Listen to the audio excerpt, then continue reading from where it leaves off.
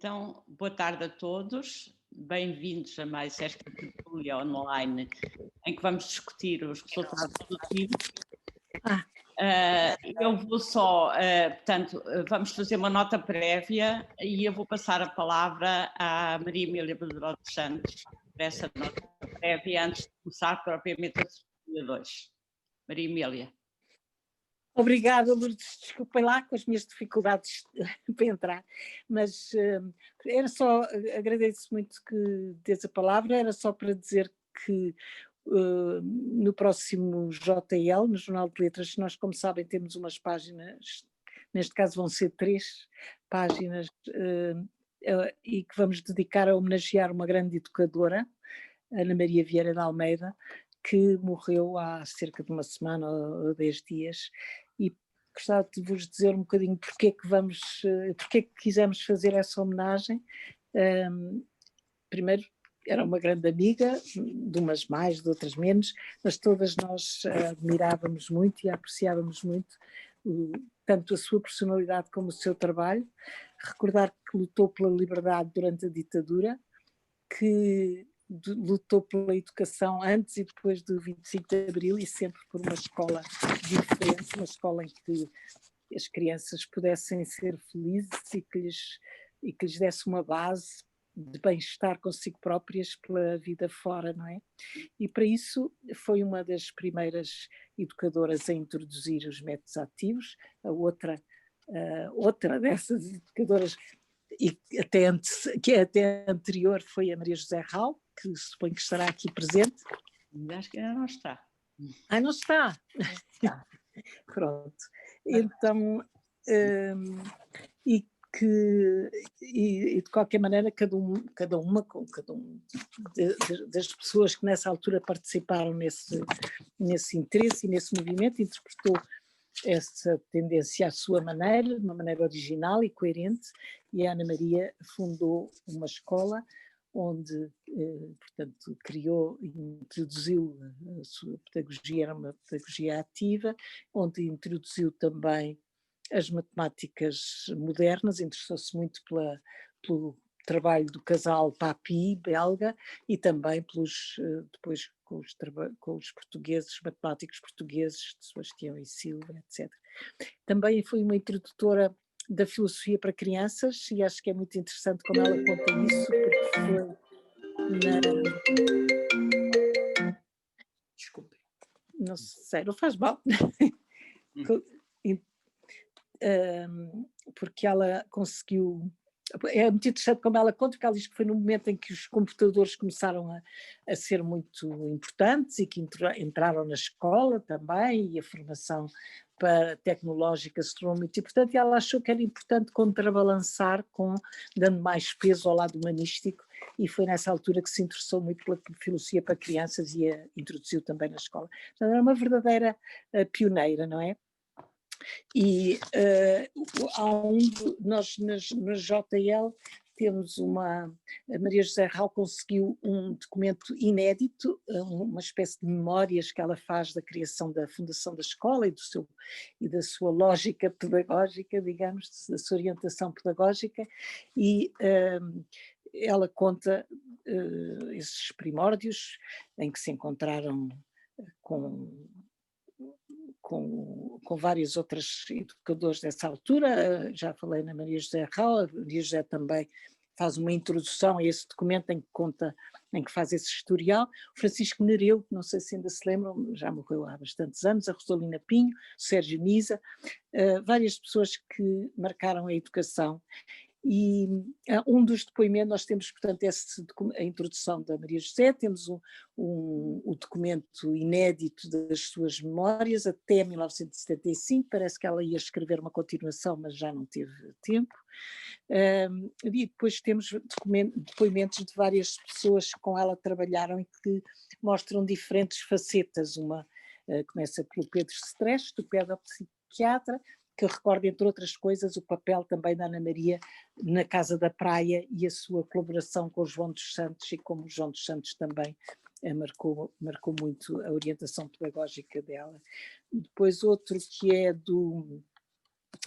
do Carlos Neto, do professor de Educação Física, como sabem, que defende muito o movimento das crianças, a importância da atividade física das crianças, que era também uma preocupação da Ana Maria, que ela também defendia muito.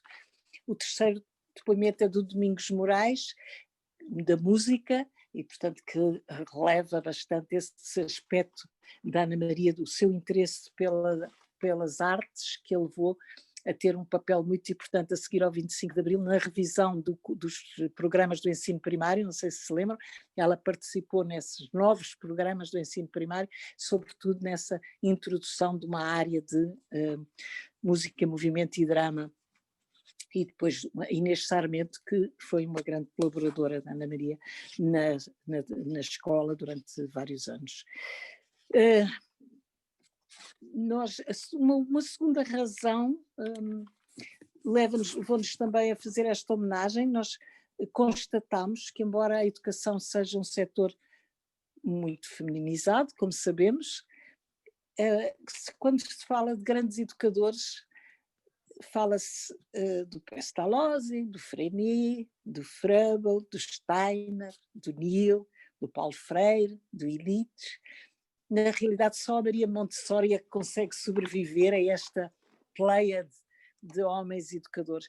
E passa-se o mesmo em Portugal, não é? Não vou falar em nenhum nomes para não ofender ninguém, mas temos também uma muito maior percentagem de nomes masculinos do que femininos. E se eu achei graça a esta ideia, fui ver à internet, fiz assim uma busca breve e superficial, mas mesmo assim constatei que eram mais ou menos 10% de mulheres para 90% de homens. E, portanto, as mulheres tendem a cair no esquecimento, a serem menos impositivas, talvez, ou a deixarem menos vestígios e menos fontes de trabalho, e nós não gostaríamos que isso acontecesse com a Ana Maria, e foi por isso que quisemos fazer esta homenagem, e queríamos agradecer ao JL e ao seu diretor, José Carlos Vasconcelos, ter-nos proporcionado esta oportunidade, e gostava que fizéssemos um minuto de silêncio de despedida e pedia-vos que lessem a página já agora do JL, da página de Educação das Inquietações Pedagógicas no JL, para que Ana Maria Vieira de Almeida e o seu contributo pedagógico não sejam esquecidos. Se me permite, então, propunha um minuto de silêncio. Quem é que conta?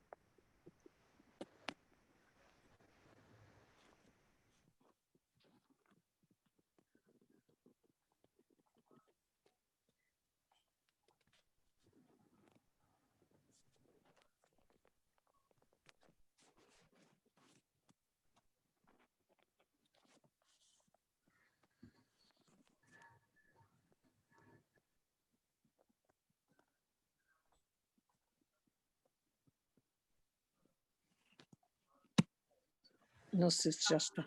Sim, acho que sim. Vamos então retomar o tema da nossa tertúlia 2. Obrigada, Maria Emília. E, portanto, o tema 2, como sabem, portanto, nós decidimos que era importante fazer uma tertúlia para discutir os resultados do Teams em Portugal, que, como se lembram, até deram alguma polémica, que não tivessem dado, era importante discutir, mas isso também fez com que pensássemos em discutir. Portanto, só para muito rapidamente situar as pessoas, portanto, os resultados do Teams de 2019 foram publicados em 2020. O Teams, acho que as pessoas todas que estão sabem, portanto é uma avaliação de desempenho dos alunos do 4º e do 8º ano em matemática e ciências. Nós só vamos centrar-nos na matemática e possivelmente vamos nos centrar mais no 4º do que no 8º, porque Portugal participou em 95 a primeira vez, que foi a primeira vez que houve Teams, no 4º e no 8º, e depois voltou só a participar em 2011, 2015 e 2019, novamente no 4º e no 8º. Em relação aos resultados, Portanto, nós tivemos um resultado muito fraco em 95, mas depois em 2011, claro que isto é uma distância enorme, portanto não pode ter uma leitura linear, mas subimos 90 pontos. De 2011 para 2015 voltámos a subir e agora para 2019 descemos 16 pontos e, portanto, rapidamente portanto, o TIMSS é avaliado numa escala até 1000 pontos, nós estamos acima do ponto central, como diz no TIMSS, mas baixamos e é esta discussão no 4º ano. No 8º eu não tenho aqui resultados porque acho que não faz sentido neste momento estar a comparar nesta perspectiva de história e com certeza que as pessoas que vão participar podem falar também no 8º ou vão falar no 8º, mas esta questão do 4º é que normalmente é aquela que é mais discutida. Pronto. Vão participar, para já, toda a gente, como sabem, nestas estruturas, todos podem participar. À partida vão participar duas pessoas que foram convidadas para fazer uma apresentação entre 10 e 15 minutos e vamos começar por ouvir a Helena Gil Guerreiro, que é uma professora do 1º ciclo, interessada nos problemas da matemática, fez um doutoramento em didática da matemática e, portanto, pensou nestas coisas. E eu passo a palavra à Helena, que pode compartilhar a tela. Obrigada, professora. Antes de mais, agradecer-lhe também o convite e dizer-lhe que é uma honra estar aqui a participar nestas tertúlias, que normalmente já tenho participado, mas do outro lado, portanto não deixa de ser um desafio muito interessante. Vou tentar compartilhar a tela, vamos lá ver se esta parte corre bem. Acho que corre. Já correu. Já se está a ver, não já? Pronto. Vou só colocar aqui no modo de apresentação. Se calhar dizer que o que eu venho partilhar aqui é um pouco a reflexão que eu fiz na minha escola, com alguns colegas, também no departamento, e que no fundo resulta da discussão que tivemos em torno destes resultados no 4º ano. Nós sabemos que, por um lado, a escola, para fazermos avançar os nossos alunos, nós temos que nos focar numa avaliação com uma dimensão mais dinâmica e mais formadora. No entanto, a escola não pode ficar indiferente a estes números que surgem nestes estudos e, portanto, também convém aproveitar a oportunidade para os analisar e para os discutir no contexto da escola. Dizer que... eu tenho que só diminuir aqui a janela do Teams, senão não consigo ver. Pronto, desculpe. Dizer que, quando olhamos para estes dados, olhamos nesta perspectiva de olhar, porque eles nos trazem informação que podem permitir, no fundo, os decisores políticos redefinirem as estratégias educativas, mas nós nas escolas, nesta perspectiva, ou nós na nossa escola, na perspectiva, sobretudo, da melhoria das aprendizagens dos nossos alunos em matemática, que é isso que pretendemos. Percebemos que as aprendizagens no estudo estão organizadas por áreas de conteúdo, pronto, e depois é dentro dessas áreas de conteúdo que são avaliados os processos de pensamento, no fundo, esta dimensão cognitiva. Portanto, as áreas de conteúdo não surgem por si só, não são os resultados em função só destas áreas de conteúdo, mas também cruzadas com estes processos de pensamento. Outro aspecto interessante tem a ver com este enquadramento que acontece à luz dos contextos familiares e escolares. Portanto, são questionados também os pais, os diretores da escola, os professores e, portanto, a informação acaba por ser cruzada com esta dimensão familiar e escolar. Estou a conseguir passar o slide, agora sim. Lembrar só que no 4º ano participaram estes 58 países e regiões e que em Portugal foram selecionadas as 181 escolas, portanto cerca de 4.000 alunos. Portanto decorreu em abril e maio, como a professora Lourdes acabou de dizer, e uma curiosidade que nos levou na escola a pensar um pouco sobre isto foi o facto de percebermos afinal quem é que estava a ser avaliado, andámos a ver mais ou menos quem é que tinha, os alunos que tinham feito, tanto em 18-19, que estavam no 4º ano em 18-19, tinham entrado então em 15-16 e, portanto, tinham feito o 1º ciclo, curiosamente, com o programa e metas curriculares de matemática do ensino básico. Pronto, as áreas, de facto, estão organizadas um pouco de uma forma muito coerente em relação ao trabalho que se tem feito em termos de currículo no 1º ciclo, portanto, centrado nos números, na geometria e medida e também nos dados. E em relação aos processos de pensamento destas dimensões cognitivas, os alunos são avaliados que os alunos são avaliados em cada uma das áreas de conteúdo, estão divididas nestas dimensões do conhecer, do aplicar e do raciocinar. O conhecer nesta perspectiva de conhecimentos de factos, de conceitos, relembrar, classificar, calcular, o aplicar como aplicar o conhecimento para resolver problemas do dia a dia, portanto, modelar, implementar, determinar, representar, e o raciocinar esse mais numa perspectiva de fazer inferências justificadas com base em padrões, regularidades que permitam, no fundo, dar resposta aos problemas, analisar, sistematizar, formular conclusões, generalizar. E depois estes resultados são então traduzidos em níveis de desempenho, e estes 4 níveis de desempenho surgem, avançado, elevado, intermédio e baixo, para, portanto, olhar, ou foi com base nestes níveis que fomos olhando para os resultados. Portugal surge então em 20º lugar no ranking dos países participantes, portanto... Oi, peço desculpa.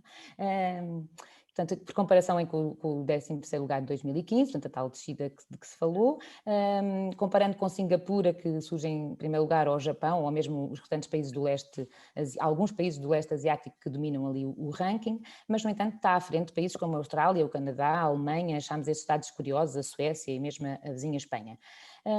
Relativamente às áreas de conteúdo, pronto, números de facto decresceu, dados continua a ser, como tem sido sempre, o tema com melhores resultados no 4º ano, e geometria medida de geometria com a pontuação mais baixa. No que diz respeito à questão dos processos de pensamento, o aplicar surge de facto com melhores resultados, mas apenas em situações simples, porque é cruzado com o nível intermédio e, portanto, surge nesta perspectiva de calcular números inteiros de 3 ou 4 algarismos em diversas situações. Os alunos demonstraram alguma compreensão de números decimais e frações, são capazes de identificar e desenhar formas com propriedades simples e são igualmente capazes de ler e interpretar gráficos de barras e tabelas. No que diz respeito a uma compreensão conceptual para resolver problemas que seriam considerado um nível mais elevado, ou mobilizar conhecimento na resolução de situações complexas que envolva explicar o raciocínio, estas são capacidades que não estão tão desenvolvidas segundo os resultados deste estudo, e raciocinar surge mesmo com os resultados mais baixos, o que na verdade também sempre aconteceu quando participamos. Portanto, nesta perspectiva, e se olharmos para o que dizia o programa, já agora por curiosidade, e também cruzámos com este dado, que nos dizia na altura, o que estava em vigor, que os alunos apenas deviam de reconhecer o resultado e não era exigido aos alunos naquela altura, por parte dos documentos oficiais, qualquer justificação ou verificação concreta, pronto, se calhar podemos encontrar aqui algum significado nesta relação. Percebemos que cerca de 3/4 dos alunos atingiram apenas o nível intermédio, portanto estes resultados, esta percentagem é acumulativa aqui do lado, e portanto os 3/4 atingiram apenas o nível intermédio e apenas 9% conseguiu o nível avançado.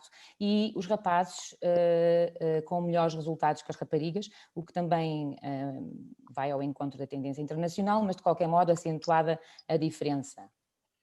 Este é um exemplo de um item do nível avançado de desempenho, é uma tarefa muito simples, adequada, que pede o número de faces quadradas e triangulares de formas tridimensionais. Diríamos que não era uma tarefa, era uma tarefa interessante, adequada, e no entanto percebemos que realmente só tem totalmente correto 37% dos alunos e parcialmente correto 18%, o que dá cerca pouco mais de metade que pode considerar que acertou na tarefa. No que diz respeito aos fatores que de certo modo influenciaram, e este também foi um dado que nós olhámos com alguma curiosidade, as aprendizagens, percebemos que de facto a frequência da educação pré-escolar parece ser uma das variáveis mais interessantes e mais relevantes, mais importantes e mais relevantes. Existe de facto uma relação direta entre o aumento do número de anos de frequência da educação pré-escolar e os resultados que os alunos tiveram a matemática, portanto, é interessante, 97% dos alunos que participaram tinham, de facto, tinham feito educação pré-escolar, portanto, a cobertura neste momento a nível nacional é total, é universal. No entanto, ainda há aqui algumas dimensões que importa refletir, isto agora do ponto de vista provavelmente dos decisores políticos, mas não deixa de ser uma questão que poderá ser interessante pensar, como a falta de creches públicas ou até mesmo a perspectiva de escolarização do trabalho no pré-escolar, que levanta alguns desafios, é esta ideia da qualidade da experiência matemática que os alunos, que se pretende que os alunos tenham.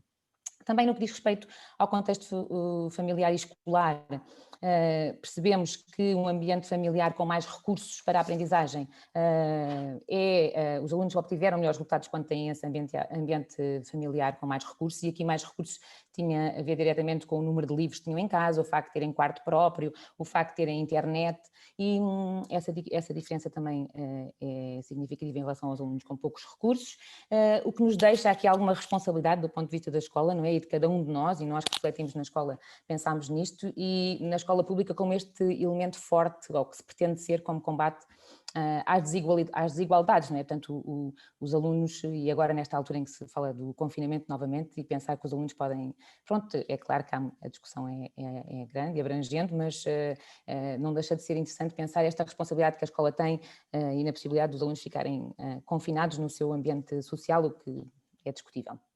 Relativamente ao contexto e clima escolar, também percebemos que as escolas socioeconomicamente mais favorecidas tendem a ter tendência para os resultados serem melhores os alunos destas escolas do que das escolas mais desfavorecidas, e Portugal foi identificado com 33% de escolas com uma composição socioeconómica mais desfavorecida.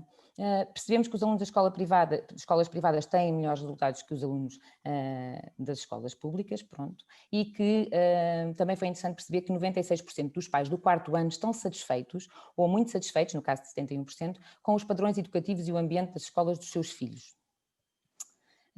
Os alunos com melhores resultados em escolas em que foi atribuída importância elevada ao sucesso escolar, portanto, e esta questão da importância ao sucesso escolar, no fundo tem a ver com estas expectativas dos professores em relação aos resultados dos alunos.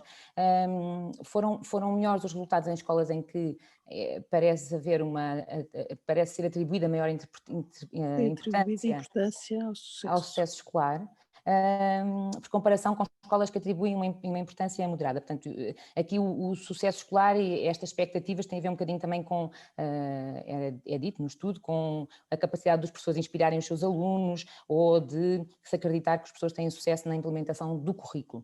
Também os alunos com melhores resultados têm melhores resultados em escolas com ambiente escolar positivo, e também esta ideia do ambiente escolar positivo, no fundo, é o respeito pelos outros, é os alunos respeitarem os colegas que têm resultados escolares excelentes, por exemplo, ou até a vontade dos alunos querer ter sucesso na escola. E também é interessante, embora menos relevante, o maior sentido de pertença à escola também traduz melhores resultados. Entretanto, na escola cruzámos este estudo com as recomendações do Grupo de Trabalho em Matemática, e percebemos que a questão de que as recomendações que o grupo fala de necessidade de haver um novo programa de matemática global e alinhado com conteúdos relevantes, baseado na compreensão matemática com orientações metodológicas que tenham por base a experiência matemática dos alunos, esta necessidade de uma abordagem exploratória da matemática, uma abordagem que proporcione uma aprendizagem dialógica a partir das discussões coletivas e das produções matemáticas dos alunos, que envolva diversos recursos eficientes e que, portanto, no fundo, torna esta experiência matemática estimulante desde o início da educação de infância, fez-nos criar aqui algum paralelismo com os resultados que acabámos de analisar. E também nas mesmas recomendações é sugerido que os professores, e este foi um estudo que depois fizemos este levantamento até para perceber em que medida é que o nosso trabalho, podemos orientar melhor o nosso trabalho, valorizar a resolução de problemas e atividades de investigação, criar oportunidades de discussão entre os alunos e trabalho de grupo e trabalho de projeto, utilizar materiais, nomeadamente materiais manipuláveis, calculadoras, computadores, práticas de avaliação formativa, práticas colaborativas entre os professores da mesma escola e até entre os professores da mesma escola e diversos níveis de ensino. E, no fundo, ir ao encontro destas aprendizagens matemáticas que sejam comparticipadas, dialógicas, tenham, no fundo, como pano de fundo, a questão do desenvolvimento do raciocínio matemático, que é, então, uma das áreas que nestes resultados não estão tão fortes dos nossos alunos. Ao pensarmos no primeiro classificado do TIMSS, e ao pensarmos no programa oficial que Singapura valoriza, sobretudo a questão do raciocínio, a comunicação matemática, a resolução de problemas, que no fundo as recomendações vão ao encontro destas ideias, mas também aquilo que chamam a metacognição, mobilizando processos de monitorizar e autorregular a aprendizagem. No fundo, é olhar para a avaliação como parte do processo de aprendizagem, a avaliação de uma perspectiva dinâmica, com feedbacks regulares, de qualidade, com base do currículo de matemática, esta perspectiva formadora, avaliar para se poder prosseguir e progredir, não para classificar ou só como meio de punição. E, portanto, no fundo, ajudar os alunos a encontrar estratégias de superação de dificuldades, mas num compromisso conjunto entre todos na turma. Estes classificados que têm bons resultados no ranking, a Singapura e mesmo até o Japão, a propósito de um outro estudo, dos outros estudos que eu tenho acompanhado, percebemos que, de facto, a resolução de problemas é uma força, uma estrutura basilar e uma força nutritiva da aprendizagem da matemática, e que envolver os alunos de uma perspectiva ativa na resolução, quer na discussão das atividades, é fundamental. Também é interessante perceber que estes países têm um investimento inequívoco em termos de formação de professores e que, se por um lado consideram que os alunos são curiosos, ativos, competentes, também os professores são agentes fundamentais e facilitadores das aprendizagens. Em Portugal, pelo contrário, até há pouco tempo no Conselho Nacional de Educação, as recomendações era que havia uma falta de rejuvenescimento dos quadros, não é? E nas escolas nós sentimos atualmente falta de professores, não só pela situação que vivemos, como também antes já se sentia a falta de professores, do envelhecimento. Para concluir, só para dizer que acreditamos que na escola, quando pensamos nesta perspectiva e cruzamos estas informações, percebemos que é possível contrariar os cenários previsíveis de insucesso e que o papel da escola é de facto crucial, é fundamental. Existe esta expectativa que nós perseguimos e que achamos que a escola pública deve ter relativamente ao desempenho escolar dos seus alunos, que no fundo se traduz no princípio da educabilidade universal, que pretende traduzir esta ideia de que o currículo que temos é de facto para todos os alunos, que todos os alunos importam o mesmo e que é fundamental que todos encontrem a oportunidade para aprender. Isto não esquecendo de levar cada um ao limite das suas potencialidades. Pronto, foram só algumas considerações. Não sei se... Obrigada, Helena. Ok, obrigada. Não estava a ter feedback, é estranho não haver. Sim. Guardem as perguntas para depois, ou as questões, ou as considerações que queiram fazer, e vamos de imediato ouvir a outra convidada. Agradeço à Helena, claro, esta colaboração, e agradeço antecipadamente à Ana Paula Canavarro, também a sua... que vai agora, no fundo, partilhar connosco outras ideias, ou as ideias que ela, entretanto, organizou, exatamente sobre o mesmo tema. E a Ana Paula Canavarro, acho que as pessoas que estão presentes, a grande maioria deve conhecer, mas é professora da Universidade de Évora e é membro, eu vou só dizer isto, e é membro do grupo de matemática que a Helena já fez referência nos seus slides. E, portanto, passo a palavra à Ana Paula.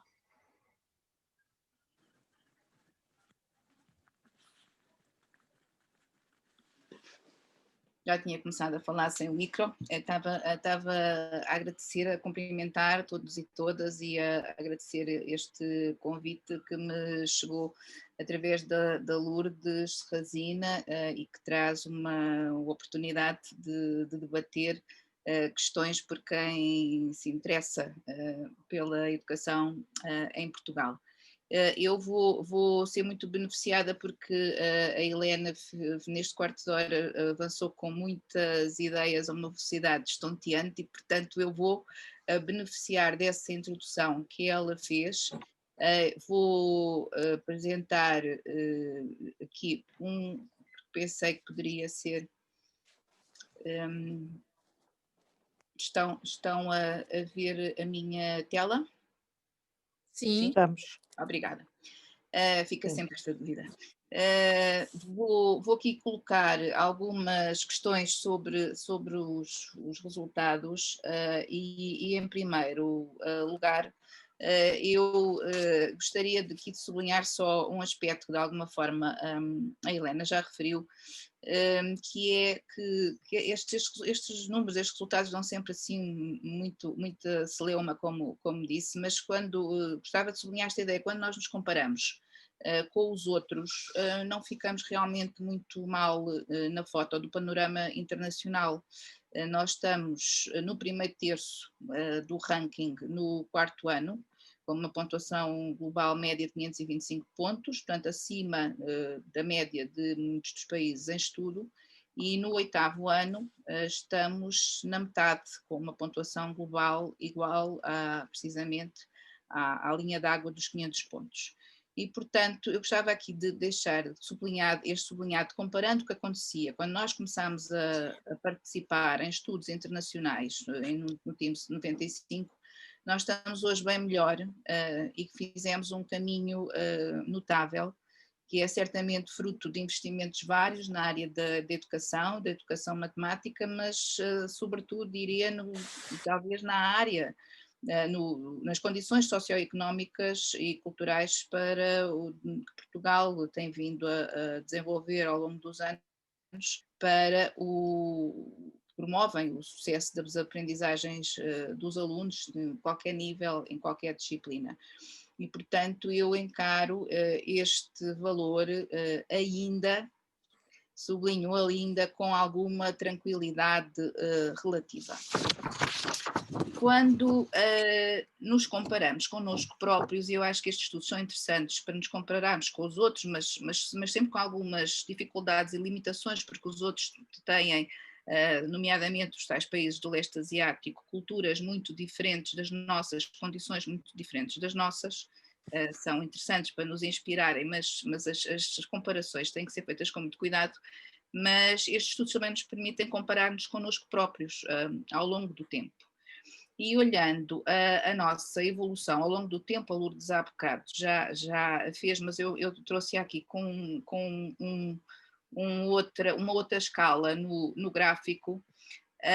Eu acho que este TIMSS 2019 nos inquieta, porque focando-nos aqui no quarto ano, nós, onde temos estes resultados comparativos, 2019 dá-nos uma pontuação dos tais 525 pontos, menos 16 do que obtivemos há 4 anos, e menos 7 do que obtivemos há 8 anos, em 2011.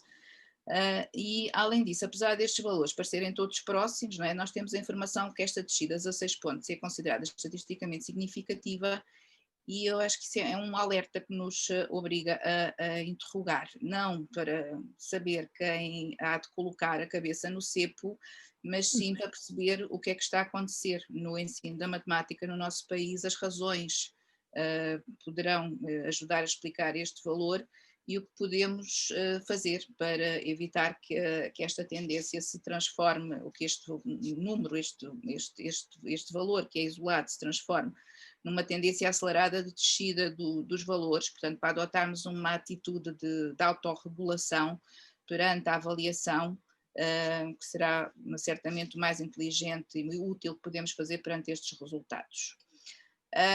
E para compreender estes resultados, eu acho que temos que ter um olhar largo, não é? Um olhar distendido no tempo, com um horizonte temporal significativo que nos permita compreender este fenómeno de uma forma mais holística. Na educação, tudo demora muito a fazer-se notar. O que acontece hoje não mata amanhã, vai matando aos poucos, tem reflexos vários na formação das pessoas, marcantes, por vezes decisivos nos adultos, que se transformarão consoante as oportunidades que terão ou não. E os percursos de sucesso constroem-se tal como os do insucesso. E, portanto, olhando de largo, nós observamos que a grande melhoria dos resultados dos alunos portugueses no TIMSS foi a melhoria de 90 pontos, que se fez sentir entre 1995 e 2011. Ficamos sem saber se essa evolução foi uma evolução linear continuada, e, portanto, estão ali aqueles risquinhos, não é? Não sabemos se tivéssemos participado no TIMSS 2007, qual teria sido a evolução, mas, de qualquer das maneiras, em termos de modelo matemático, nós conseguimos colocar-nos acima da linha d'água dos 500 pontos no TIMSS 2011, e eu acho que é interessante neste olhar para perceber as coisas com um efeito de tempo, interrogar-nos como é que foi possível nós conseguirmos este feito. E eu trago aqui alguma problematização sobre o assunto. Uma delas tem a ver com a questão da coerência curricular nacional. É bom lembrar que desde o início dos anos 90 até 2012, que é essa marquinha amarela que eu aí coloquei na linha do tempo, os programas de matemática têm tido uma abordagem bastante coerente ao ensino da matemática. Destaco que os programas são mais do que uma lista de tópicos, e isso passou a ser assumido a partir precisamente dos anos 90, valorizando-se indicações metodológicas que forneciam ideias sobre o papel dos alunos.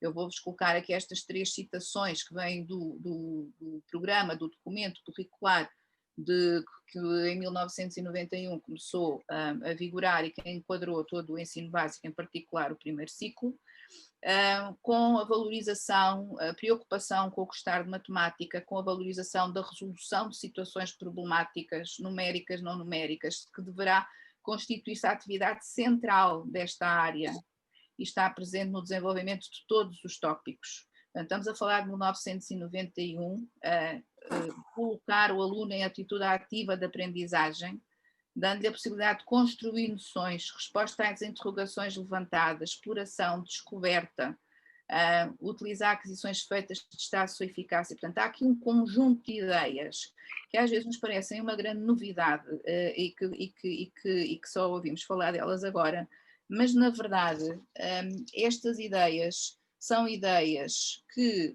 vêm desde os programas após a Lei de Bases e que foram ao longo deste tempo todo, com uma grande constância até após com os mesmos programas, por assim dizer, algumas versões distintas até ou após o ano 2000, depois tivemos aqui o Currículo Nacional do Ensino Básico, que sendo um currículo, não um programa, mas vai reforçar muitas destas ideias, e temos, a partir de 2007, conhecemos um programa que vem consolidar e dar reforço. Recordo que considerava, por exemplo, a resolução de problemas, o raciocínio e a comunicação como objetivos e como conteúdos de aprendizagem, portanto, reforçando muito alguns aspectos que agora a Helena falou como importantes e que também se refletem nos conteúdos. Por exemplo, este programa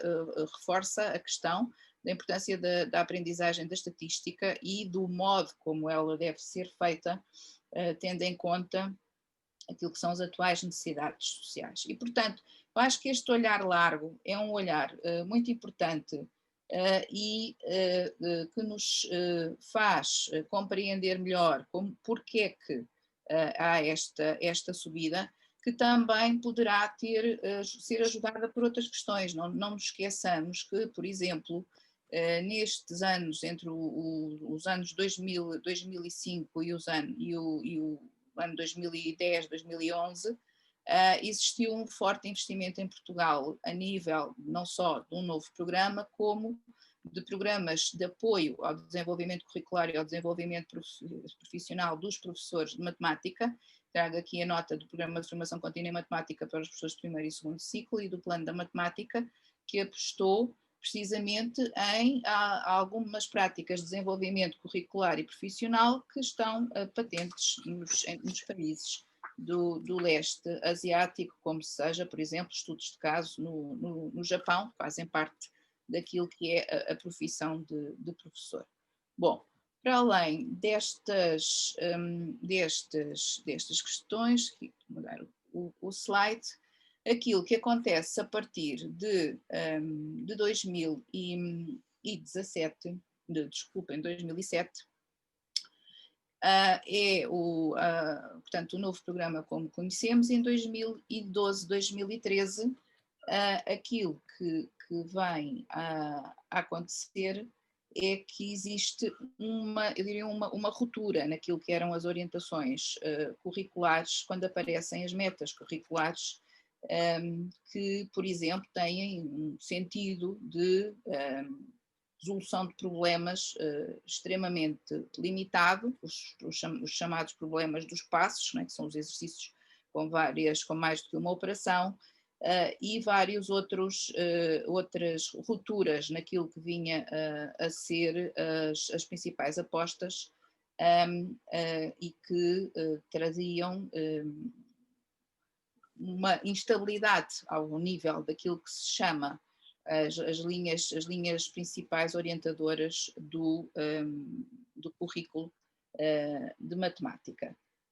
Além disso, portanto, estas metas são seguidas, como todos sabemos, de um programa que as vai consolidar e concretizar, e depois disso elas mantêm-se e ao lado delas aparecem, ou a seguir aparecem já com um bocadinho noutro governo, embora isso não seja aqui muito, não é aí que eu quero pôr o foco, orientações de gestão curricular que por acaso ainda não foram revogadas, aprendizagens essenciais, ou seja, criando uma panóplia de documentos em que uns têm uma lógica, outros procuram adequar-se a outros documentos curriculares que entretanto saíram e que são mais genéricos, não especificamente virados para a matemática, mas que a matemática deve considerar. E, portanto, a situação atual é uma situação em que, para além de haver uma grande profusão de documentos curriculares, eles têm realmente umas lógicas e umas focos que valorizam na aprendizagem da matemática, que são, de alguma forma, diria, em alguns aspectos, até inconciliáveis. Bom, e é assim que nós chegamos, neste contexto curricular, que nós chegamos ao TIMSS 2018-19. E, portanto, fazendo aqui o alinhamento, os alunos que fizeram o TIMSS 2018-19 são alunos que estão, portanto, do ponto de vista curricular, enquadrados pelos programas e metas que entraram em vigor a partir de 2013-14,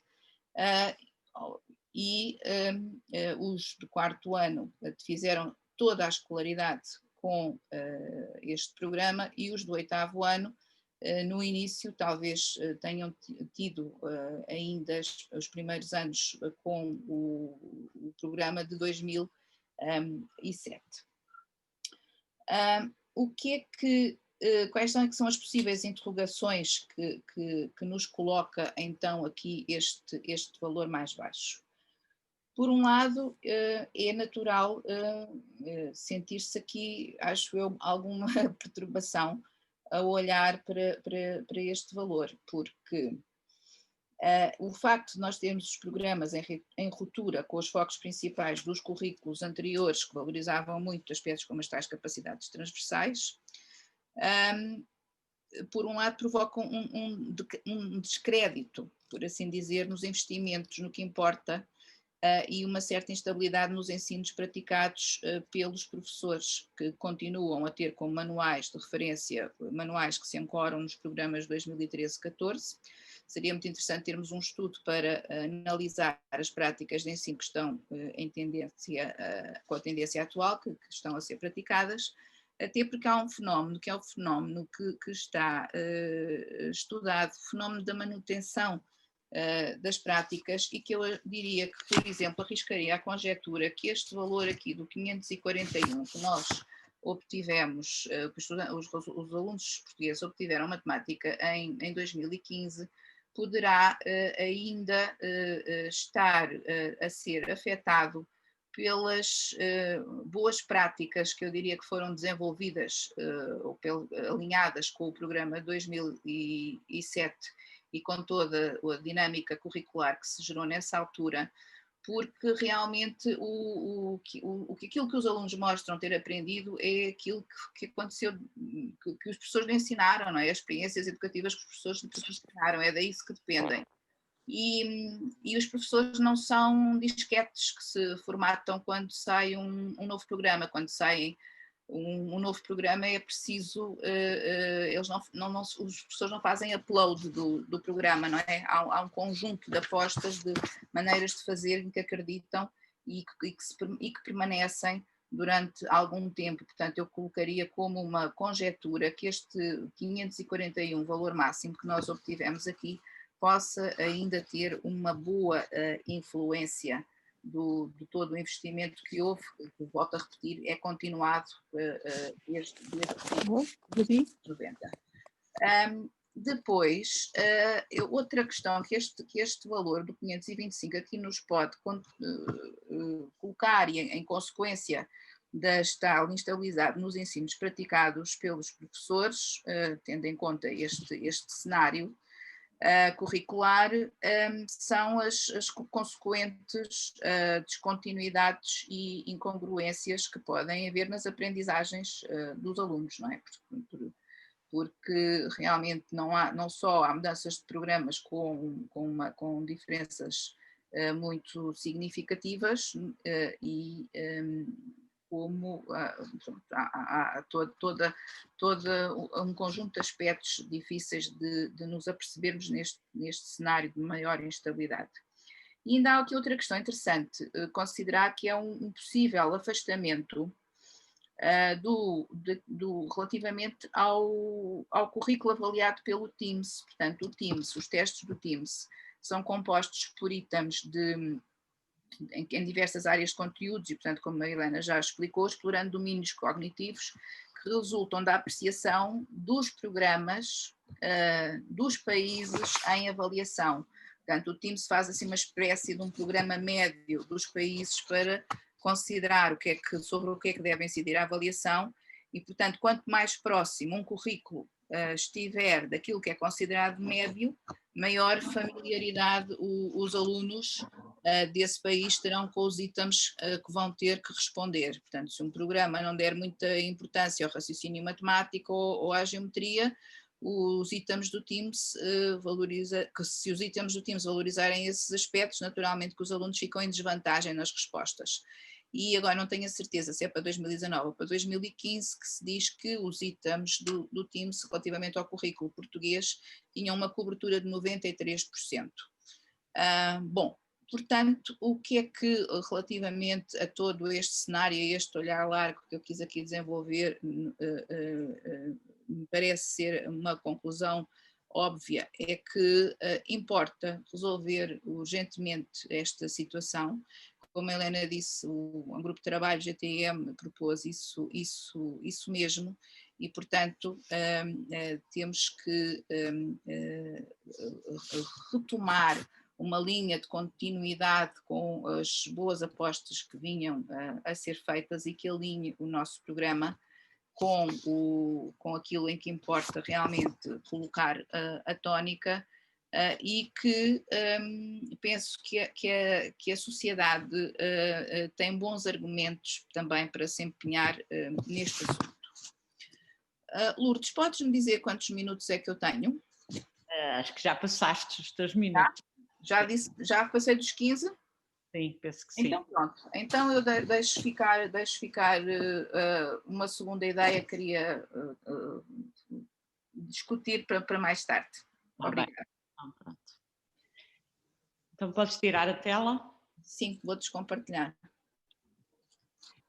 E agora eu vou tentar ver quem é que quer intervir, dar as chegas, pôr questões, levantar outras questões.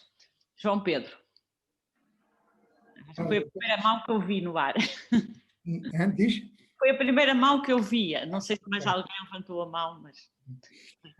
Tem muito das apresentações que foram feitas, da Lourdes, em primeiro lugar, da Helena e da Paula.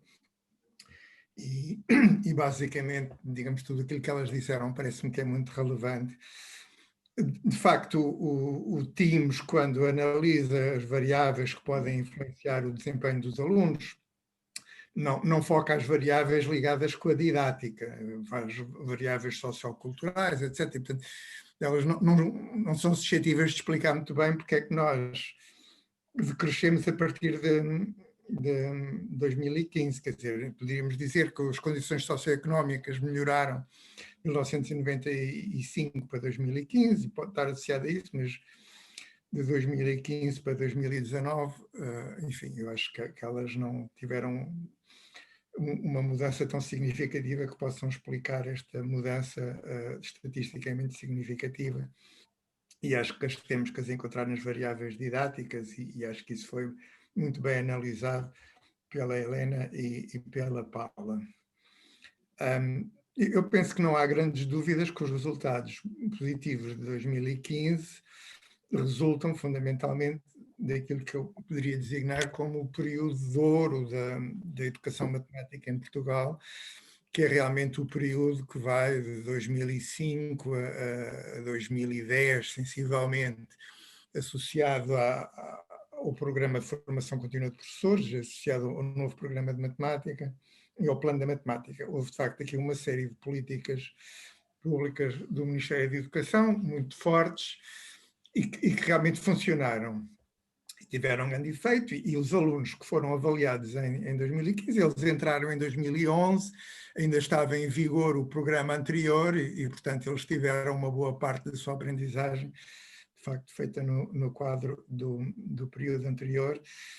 E de facto, eu acho que nesse período que eu designei da época de ouro da educação matemática, nós tivemos uma coisa que me parece muito interessante, que é, simultaneamente, um movimento de cima para baixo e um movimento de baixo para cima, que é uma condição que me parece essencial para haver algum efeito, efetivamente, nas escolas. Ou seja, a administração central tem iniciativas que propõem aos professores, os professores têm uma grande margem de atuação e podem, digamos, formatar e adaptar todo um conjunto de atividades de acordo com as suas circunstâncias concretas. Portanto, não são induzidos a fazer uma coisa muito específica que lhes é indicada, mas têm, dentro de um conjunto alargado de questões, muitos desafios e muitas situações que eles podem, de facto, explorar. Eu recordo, por exemplo, que o programa 2007, antes de entrar em vigor, teve um ano em que se propôs às escolas que quisessem, que podiam entrar em regime experimental no programa 2007.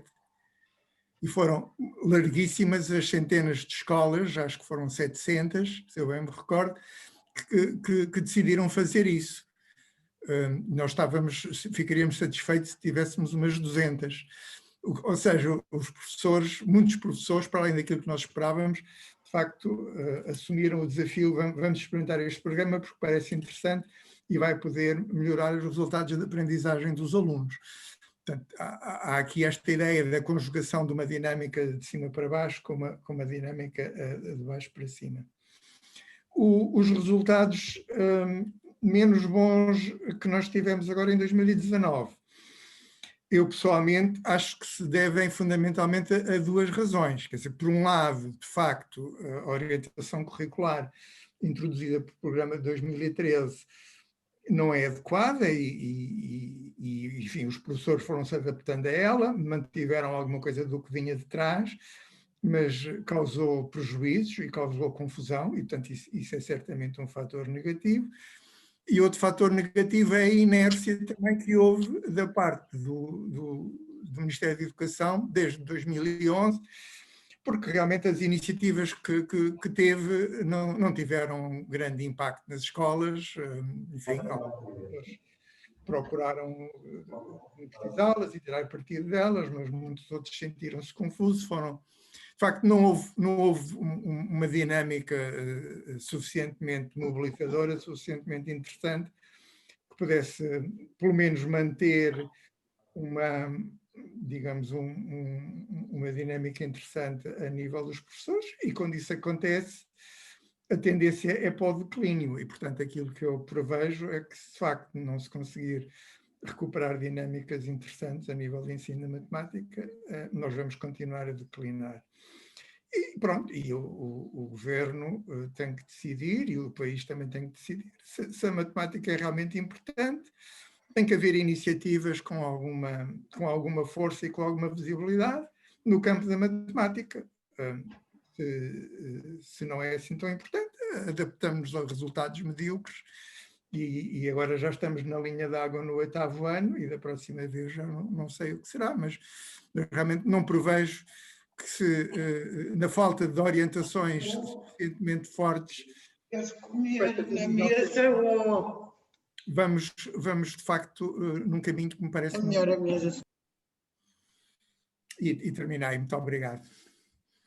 Mais intervenções? Posso? Eu revejo-me totalmente, portanto, eu sou professora de segundo ciclo de Ciências e Matemática desde 78, 79. Eu revejo-me totalmente na reflexão que a Ana Paula fez e agora nestes dados também que o João Pedro, que foi meu professor no mestrado de Educação, introduziu. E uma coisa que me tem doído muito nestes 43 anos que já levo de ensino é os retrocessos que a partir de certa altura começaram a haver. Agora vamos centrar só na matemática. E de facto, aquela época que agora o João Pedro chamou de época de ouro, foi de facto uma época fundamental. E é muito estranho como é que uma época daquelas em que havia a preocupação a base era de facto a resolução de problemas, raciocínio, comunicação, a formação de pessoas que ouvem em paralelo, e depois de repente passa a haver quase o oposto. E esta hipótese que a Ana Paula levantou, que possivelmente os dados de 2015 ainda refletem o trabalho dessa época, eu revejo mesmo totalmente. Por exemplo, quando entraram estas alterações, eu vou usar o nome, pronto, pode não ser politicamente correto, para mim a governação de Crato foi terrível, então na matemática foi horrorosa, desculpem lá usar estes termos, mas é de facto o que eu sinto. E, por exemplo, eu e muitas pessoas como eu, nós assumimos, mesmo que eventualmente viéssemos a ter problemas, assumimos que alguns conteúdos não iam ser trabalhados, ponto final. Porque era um retrocesso tão grande, que até doía interiormente. E, nessa altura, a partir de 2015, os alunos que eu passei a receber no quinto ano, passaram a chegar muito menos entusiasmados e com medo da matemática, que era uma coisa que eu já não vivia há muitos anos. Passaram a chegar com medo. Então, quando entrávamos nos racionais na representação de fração, era uma coisa para eles quase assustadora, para alguns dos meninos que chegavam ao quinto ano. E isto, de facto, este retrocesso que houve, e depois a Ana Paula mencionou outra coisa que para mim também é fundamental, que é a questão, a grande panóplia de documentos que às tantas estava, era programas e metas, era aprendizagens, tudo isto sem se alterar nada, nem formação de professores, não se alterou nada. Olha, tu agora tens as aprendizagens essenciais, mas entretanto as metas ali continuam na mesma. E isto de facto complica imenso. E eu acho que há outro dado, mesmo que tudo isto se mude, e começa a haver outra formação e outros objetivos por trás, neste momento há uma realidade que tem que ser tido muito em conta, e na matemática em concreto também. A falta de professores neste momento é assustadora. Eu vou dar só um exemplo do meu agrupamento, só um simples exemplo, que é para verem que isto também vai introduzir muitas areias aqui na engrenagem. Nós temos este ano, portanto, além de pessoas que se reformaram, nós temos este ano uma colega nossa, que é professora do terceiro ciclo, e tinha as turmas do 9º ano, que as acompanhava desde o 7º ano, doente. Mesmo doente, não é só do Covid, está com uma doença. Só nesta altura é que se conseguiu, portanto, do Ministério não havia colocação de professores, a escola conseguiu abriu internamente, então nas escolas das redondezas, há uma professora que vem dar uma turma, há outro professor que vem dar outra turma e há outro professor que vem dar mais 2 turmas. Porque não há colocação de professores, não existem professores. Isto é uma realidade. E, por exemplo, e outra, para as ciências também do 9º ano, não havia colocação nenhuma. Em concurso de escola, houve uma aluna que acabou agronomia o ano passado, que se inscreveu, era a única candidatura, e o Ministério aceitou, mesmo não tendo as habilitações, que pudesse ficar a lecionar. Portanto, a colocação de professores neste momento, a falta de professores neste momento, é outro dado que temos que ter em conta para o problema que existe. Para já ficava por aqui. Sim, obrigada. Mais intervenções?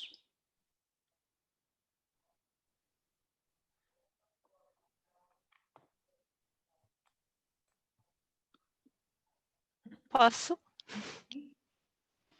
Posso falar? Sim, sim. Peço desculpa de estar de máscara, mas estou em isolamento profilático e tenho pessoas em casa. Tá bom. Pronto, portanto, não sei se ouve bem. Oh,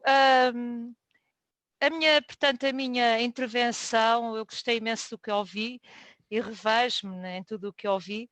É um pouco um testemunho, portanto, eu fui formadora, sou professora do primeiro ciclo e fui formadora durante os vários anos em que esteve no terreno o programa de formação contínua e, e gostava de dizer que o que senti, quer nos alunos, um grande prazer e atividade e realmente empenho em toda a atividade da sala de aula, mas também nos professores. Quando eu voltei ao terreno, tentei na minha escola, por diversas vezes, e tenho feito, fazer formação portanto, com os professores. E o que eu sinto é que a formação é fundamental, portanto, a formação com os docentes, com os pares e o modelo de formação dentro da sala de aula eu acho que foi um modelo extraordinário, porque nós estamos no terreno, mas tínhamos o apoio da Escola Superior de Educação, das universidades, e portanto o que eu sinto é que os professores também, nós precisamos de práticas colaborativas entre todos, e realmente as políticas educativas cortaram isso. E é com muita tristeza que eu também olho para a questão que já aqui foi levantada, desta lógica que eu acho que é inconciliável, de tantos documentos que não se casam, não é possível. O princípio não é o mesmo. E eu acho que isto também coloca entre nós professores, as pessoas acabam por não ver aqui nenhuma lógica e as coisas acabam por não acontecer. Portanto, é só para também testemunhar que esta lógica que tem muito a ver com questões políticas, não é? Mas que eu não entendo porque é que as aprendizagens essenciais estão relacionadas com as metas não entendo, não consigo perceber. E acho que isso traz grandes consequências tanto no terreno, nos alunos, nos professores. Era só um bocadinho esse testemunho. E obrigado. Paula. Mais intervenções?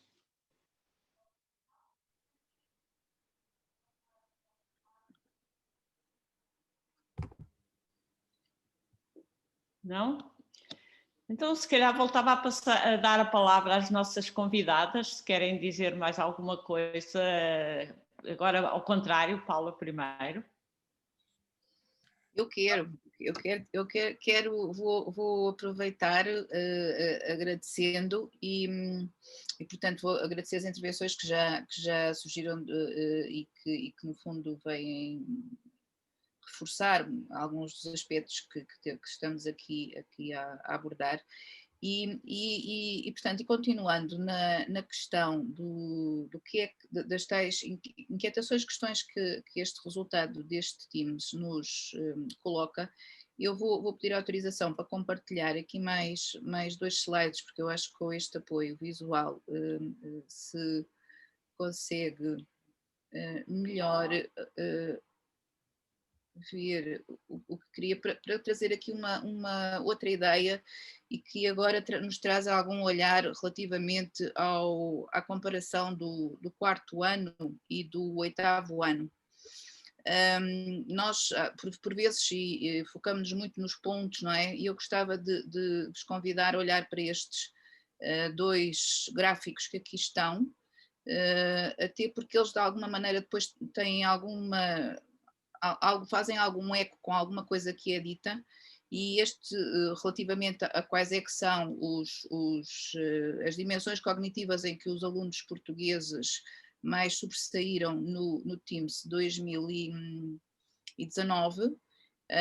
E, por exemplo, há bocado a Helena chamou a atenção, por exemplo, no domínio do aplicar parecia haver uma grande subida, mas se nós olharmos para estes gráficos aqui, que dizem respeito à percentagem média de itens de matemática respondidos corretamente, segundo a área de conteúdo e a dimensão cognitiva, portanto temos aqui as áreas de conteúdo e aqui as dimensões, as 3 dimensões cognitivas, o conhecer, o aplicar e o raciocinar, vê-se aqui muito bem, quer para os valores do 4º ano, quer para os valores do 8º ano, que o raciocinar para os alunos portugueses, portanto estamos a falar da barra azul mais escura, é a dimensão cognitiva em que os alunos têm uma percentagem de acerto nas respostas mais baixa.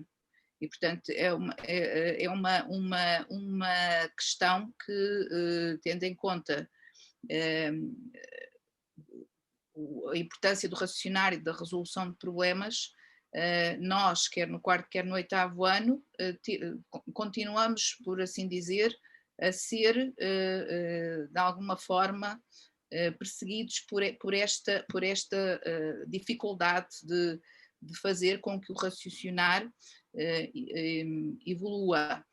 Nós temos, portanto, as respostas a estes testes são respostas fechadas, conta-se se está certo ou se está errado, portanto não se analisam processos de raciocínio, e de qualquer das maneiras eu acho que é aqui estes dados, estes resultados que também merecem a nossa reflexão e merecem ser refletidos naquilo que têm que ser as versões dos novos programas que venham a aparecer.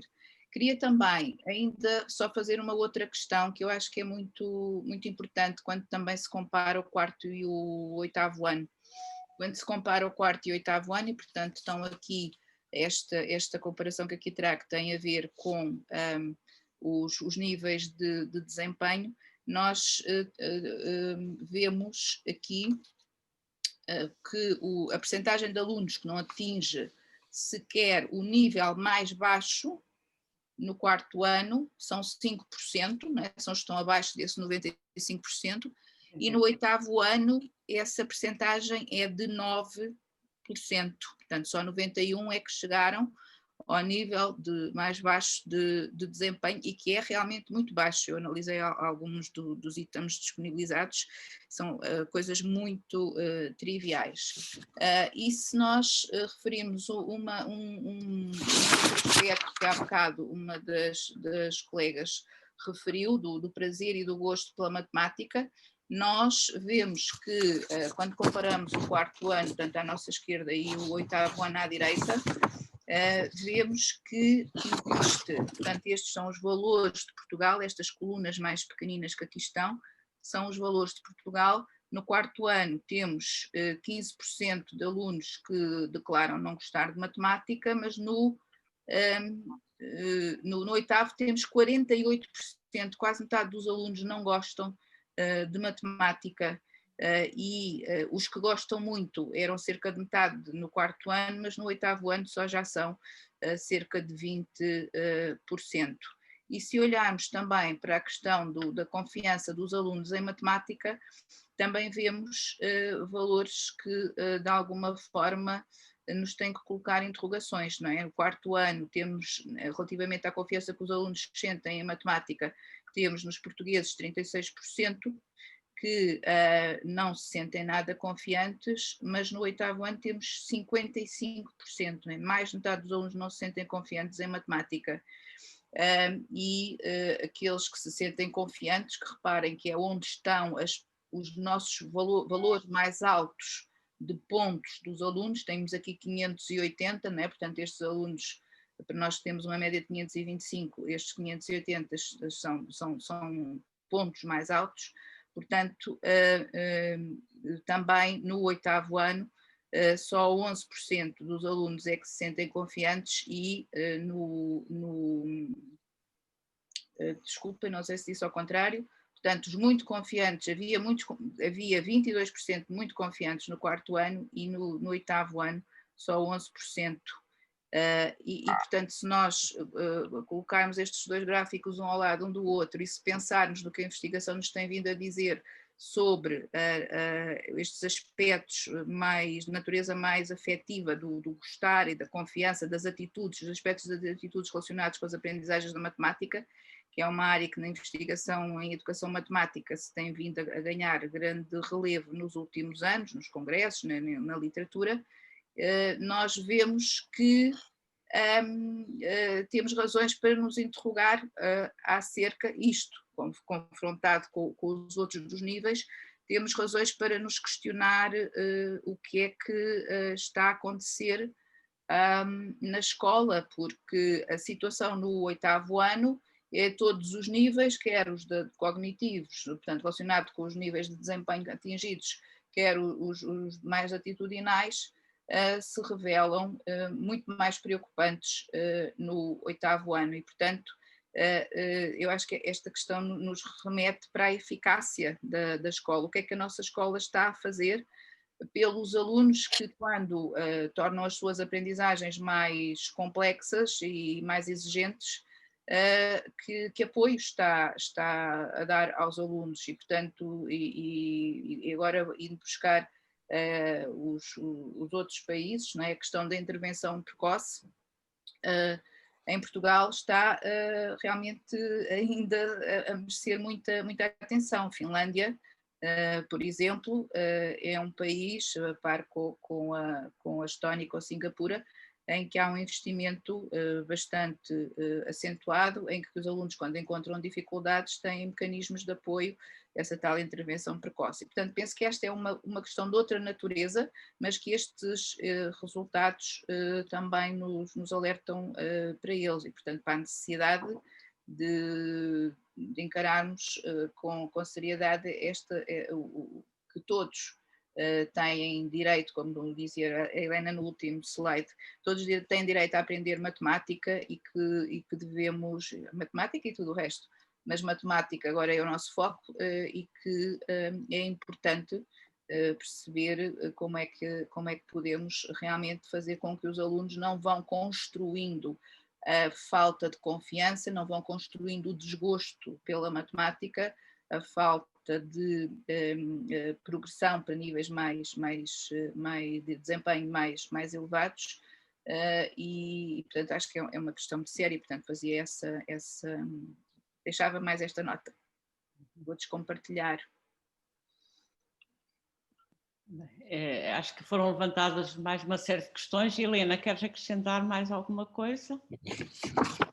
Só corroborar as ideias da professora Ana Paula Canavarro e estava aqui a pensar nesta ideia, esta dimensão do gostar de aprender matemática e de ganhar confiança e não querendo ou não achando que a ideia é importar os modelos dos países que estão no topo, mas se calhar pode haver algumas ideias que estão subjacentes aos programas em vigor nesses países que podem ser inspiradoras, como a ideia da metacognição em Singapura ou do envolvimento dos alunos e dos professores, desta perspectiva de valorizar o trabalho dos professores das aprendizagens no Japão e a ideia dos estudos de aula que tem ajudado a compreender este envolvimento dos professores nesta discussão. E, portanto, no fundo, esta perspectiva que na escola nós procuramos que agarrar a oportunidade e levar os alunos todos, educar os alunos todos, até na perspectiva humanística que se falava no início, que importa não esquecer, que mencionava Maria Emília. É só isto.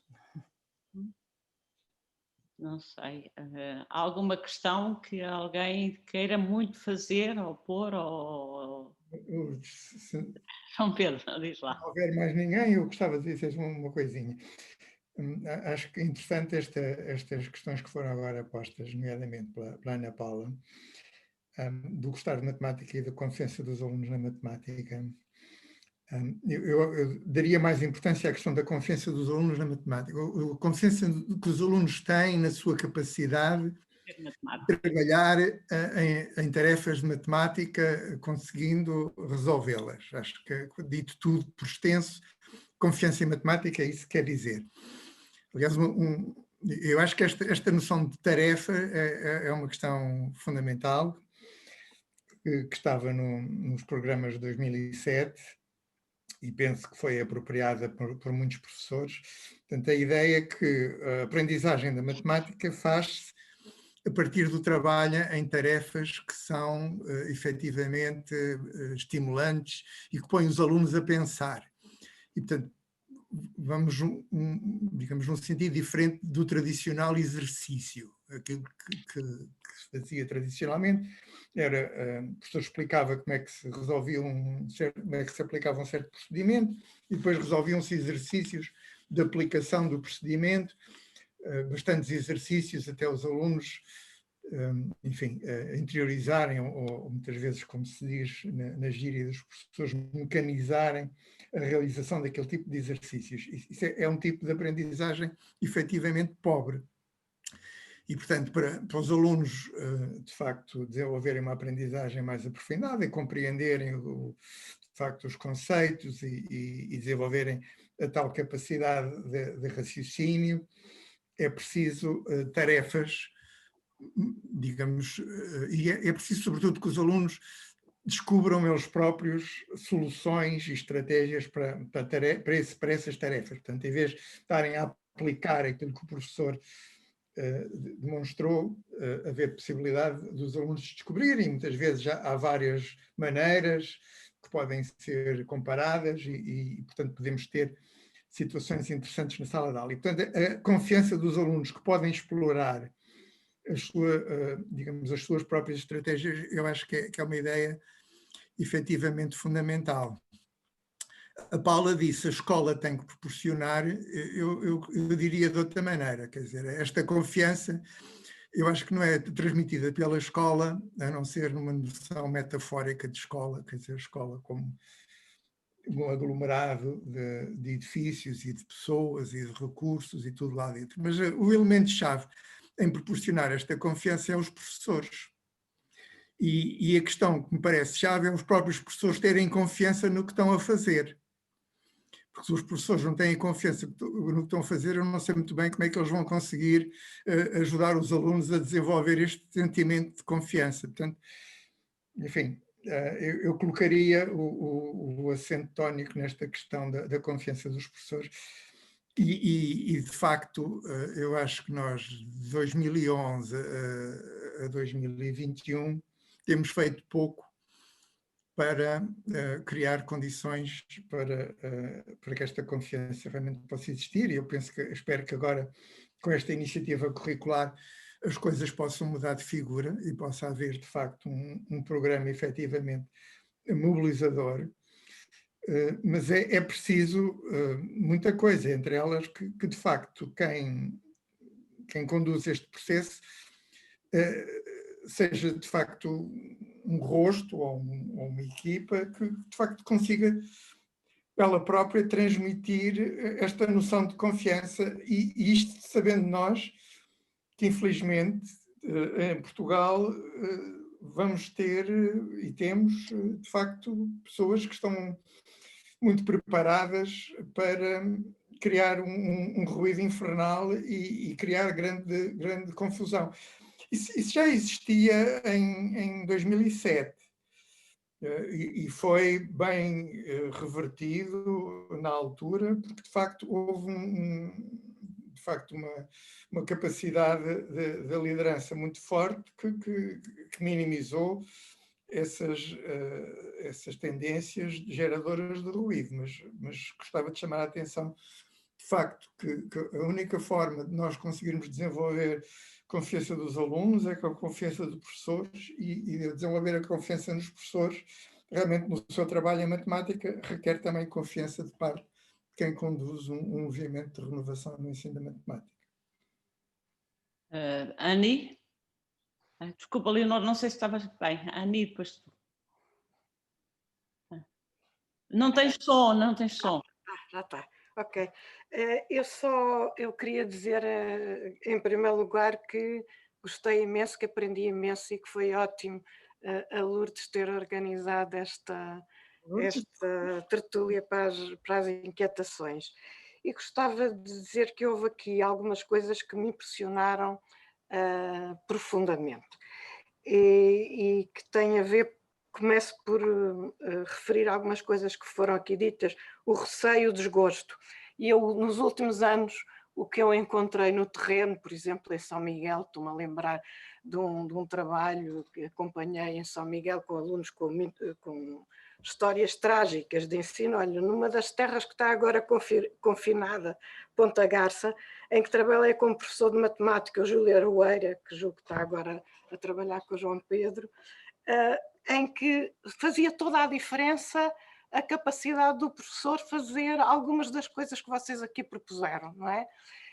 Mas, por outro lado, era impressionante o modo como alguns professores, com aquele programa, chegavam lá e eram completamente indiferentes ao facto dos alunos não saberem, estarem perdidos. E começava-se a dar um programa quando os alunos estavam completamente abandonados pela escola. Eu chamaria mesmo abandonados pela escola.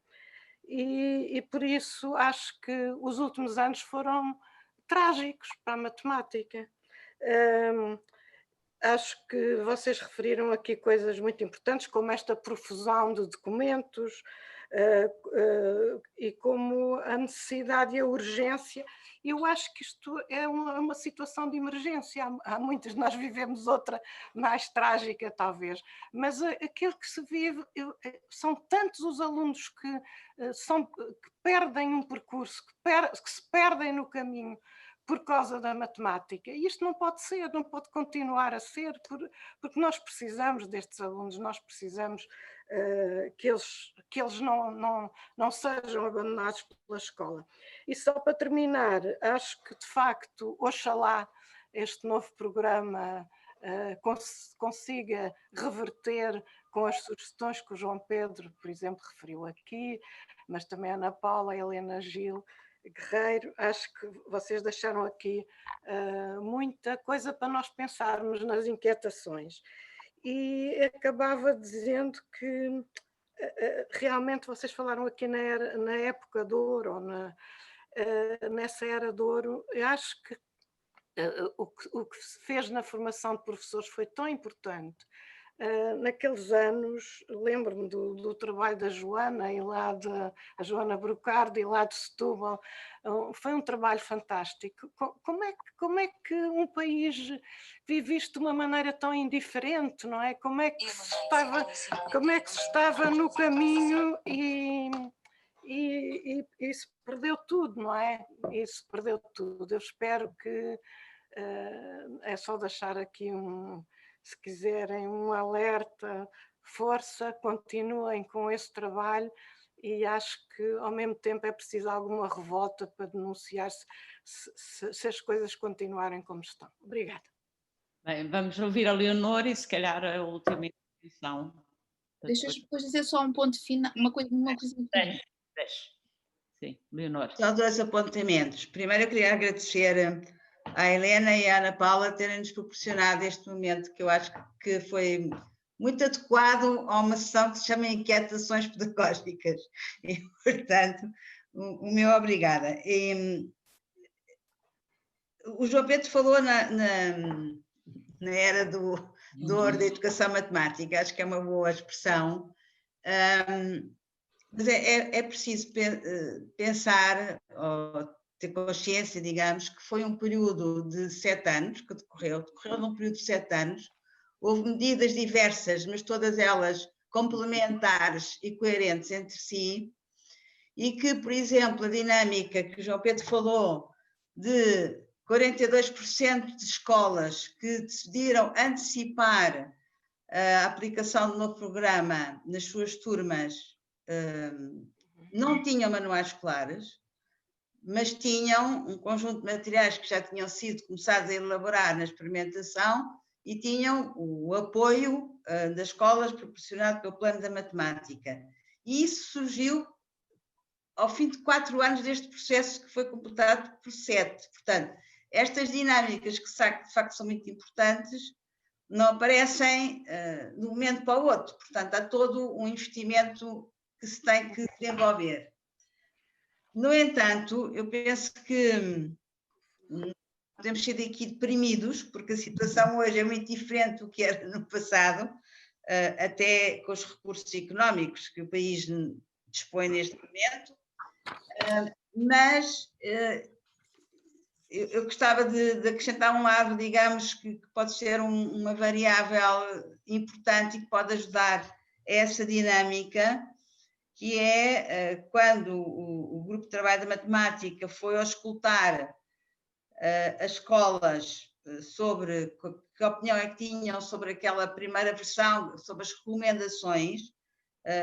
Evidentemente não ouvimos todos os professores, mas apesar de tudo fizemos uma audição alargada e o que podemos dizer é que houve claramente uma grande vontade dos professores que estavam naquelas reuniões de que surgissem novos programas e a adesão às recomendações foi enormíssima. E, portanto, temos que pensar que há, embora as situações sejam muito diferentes do passado, há alguns elementos que nos permitirão ter alguma esperança de que uma dinâmica se possa vir a criar, ponto. Uma outra coisa que eu queria dizer, que embora não diga respeito só à matemática, mas como estão aqui pessoas que têm algum poder na política educativa, é interessante, e vou pegar uma coisa que a Helena disse, é interessante verificar-se que o TIMSS e o PISA, embora sejam dois estudos internacionais completamente distintos, quer nos objetivos que têm, quer no referencial que utilizam, portanto, eles não são comparáveis, mas ambos apontam para esta realidade que é a frequência na educação pré-escolar é uma variável relevante e significativa para a aprendizagem matemática dos alunos. Eu penso que, de facto, se há dois estudos que são internacionais, que são muito distintos, mas que chegam a esta conclusão, pode ser um argumento forte e importante para realmente pensar no alargamento da escolaridade obrigatória na questão dos anos que antecedem o primeiro ciclo. Não é a minha área, mas eu gostaria de salientar isso, porque de facto são argumentos de peso. E provavelmente haverá outros estudos que indicam no mesmo sentido. Obrigada. Paula?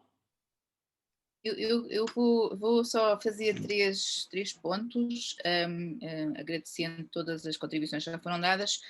Por um lado, de deixar, como dizia a Leonor agora, aqui uma certa mensagem de esperança, portanto dizer que, como sabem, há um processo que está a ser trilhado com o objetivo de criar documentos curriculares que todos desejamos, alinhados com as indicações que realmente consideramos relevantes.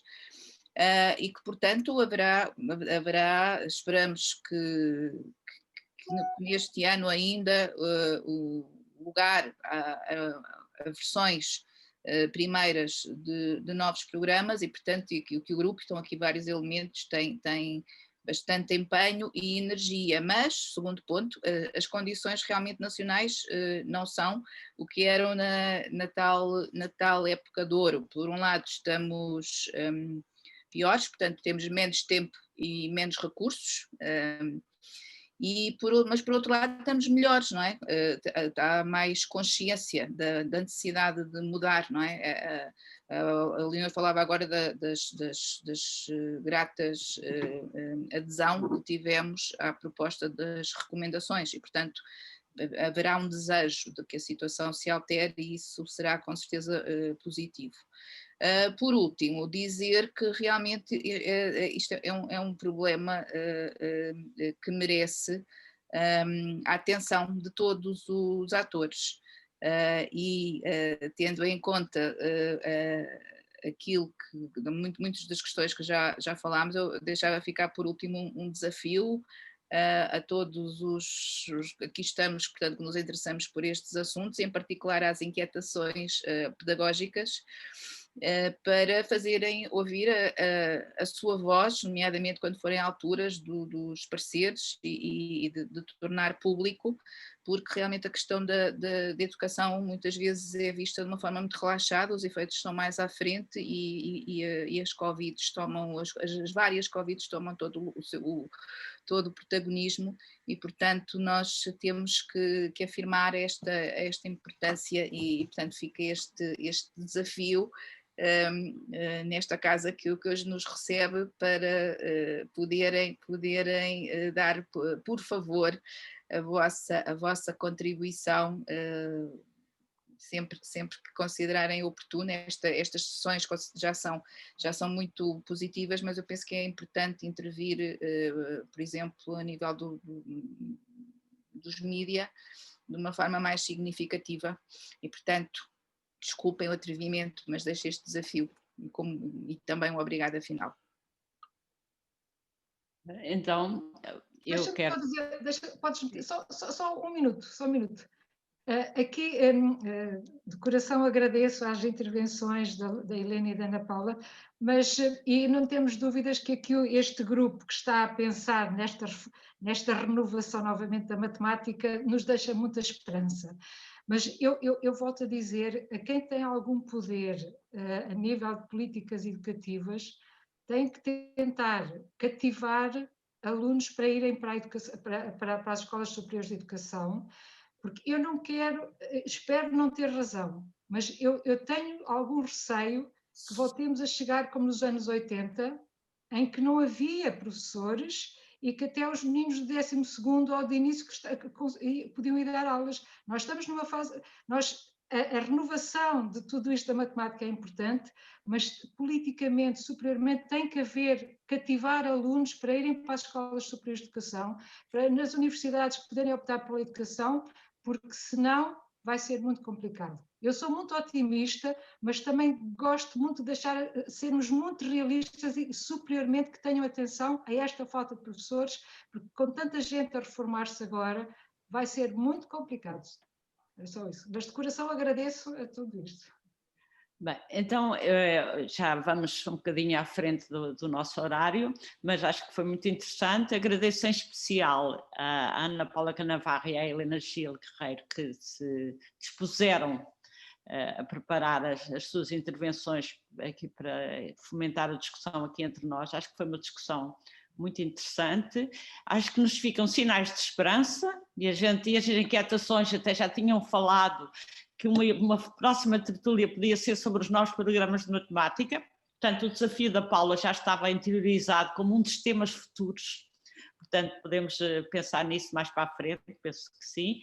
E também queria dizer à Paula que as inquietações são um grupo informal, não são formal, e portanto há aqui um misto de questões. De qualquer forma, portanto, agradeço a participação de todos em nome das inquietações e faremos uma próxima tertúlia um dia destes, não é? Não sei se alguém das inquietações quer dizer mais alguma coisa. Diz, Maria Emília. Tem que ativar o som. Perdão. Já está. Obrigada, já está? Já. É só pedir à Lourdes para lembrar que estas intervenções vão aparecer por um lado no JL e por outro lado também no nosso site, não é? Sim, é verdade. Portanto, tanto a Paula como a Helena Gil vão escrever um texto para sair na página das inquietações do próximo número, ou seja, do número de fevereiro, uma vez que agora vai sair, como foi dito inicialmente, da Ana Vieira de Almeida, e portanto podem voltar a ler estas importantes intervenções para refletir mais um pouco no JL e também na página do Facebook das inquietações e no blog vão ser também publicadas as intervenções. Uhum. Obrigada. Até à próxima. Obrigada. Um dia destes. Muito obrigada. Foi ótimo. Foi ótimo. Obrigada. Muito Muito bom. Foi excelente. Aprendi imenso. Foi ótimo. Foi imenso também.